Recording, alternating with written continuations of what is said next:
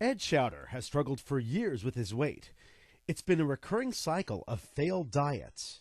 Just about every single one of them. Slim Fast, Weight Watchers.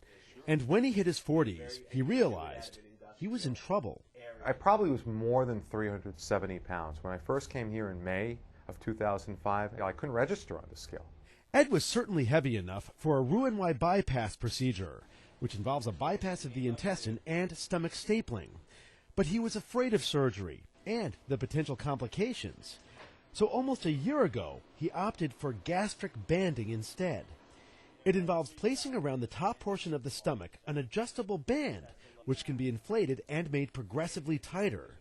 It forces people to eat smaller portions of food. The band is placed on the outside of the stomach, so it's therefore reversible.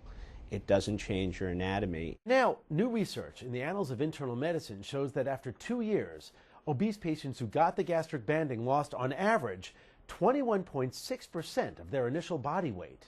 That was compared to a group who were instead placed on a very low-calorie diet, Optifast at 500 calories a day, the weight loss drug Xenical, and diet and exercise advice.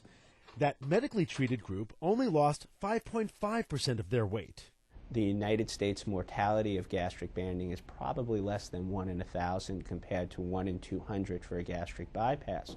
So therefore, it potentially makes sense to explore expanding the indications to surgery for people who potentially are obese, but not necessarily morbidly obese. Ed, who was morbidly obese, still saw tremendous results with the banding procedure. I went from a high of maybe 364 to 370. I've been as low as 211. I think now I'm somewhere around 218. I could race them, I could play with them, I could pick them up, I could challenge them. You have a relationship. You're no longer a log. You're a person. You're a living person again. I'm Dr. Mike Rosen.